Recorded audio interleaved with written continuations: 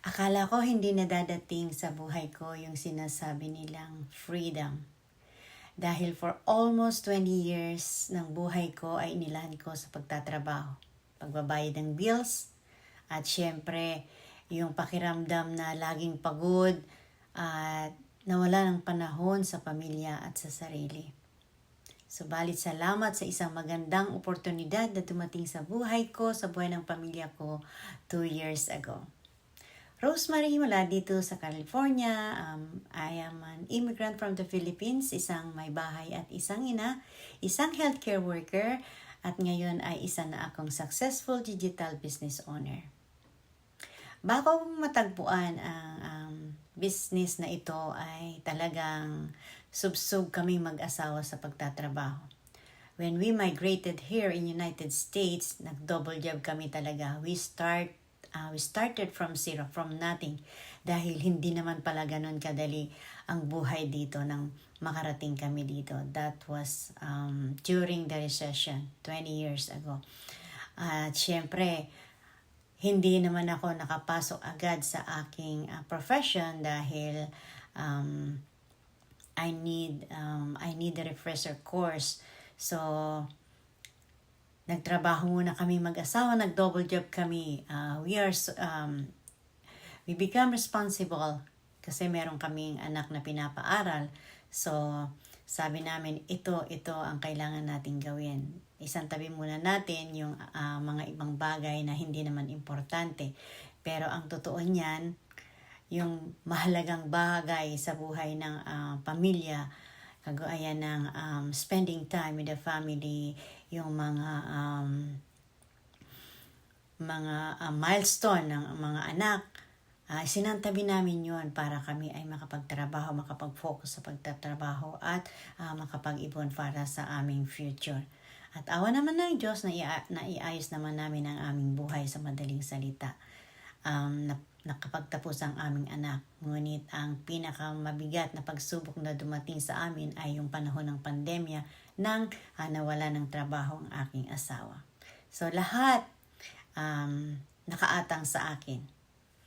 Lahat ng bills, financial problem, mortgages, lahat ng pagkakautang.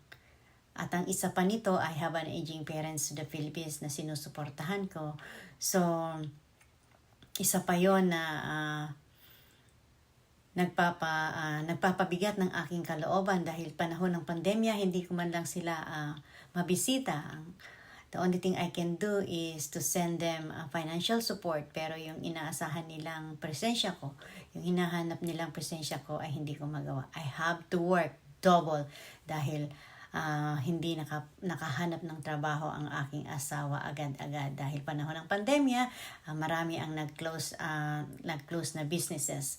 So, isa siya sa mga naapektuhan. So, sa madaling salita, we look for something na pwede naming sandalan habang siya ay naghahanap ng trabaho. We are thinking to put a business but we don't have enough money to fund it. Yung kaunting naipon namin ay unti-unting nauubos sa pagbabayad ng aming mga utang at iba pang mga finances. So, one time I was browsing on my Facebook and I found a business ad na kagaya ng napapanood mo ngayon. Sabi ko sa sarili ko, ano kaya, kakayanin ko ba ito? At wala naman talaga akong alam sa business, hindi rin naman ako tech savvy. So, I researched for it and due diligence.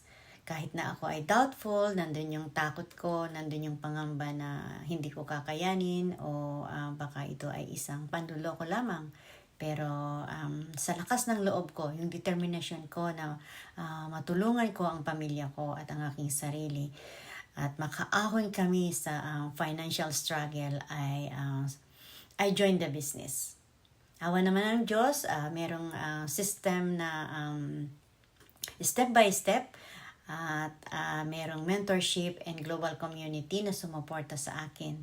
Ang kinailangan ko lamang ay ang aking gadget, ang aking cellphone at of course yung wifi connection na kakailanganin ko.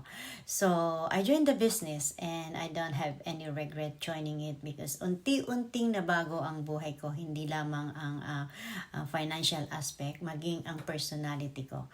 Dahil sa training, at global community na tumutulong sa aking mag-guide ay I'm on it.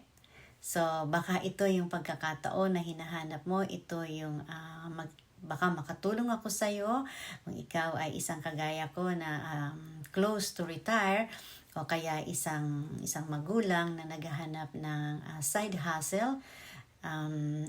I cannot guarantee you that this is an overnight success dahil ito ay isang proseso, isang journey na gagawin mo step by step.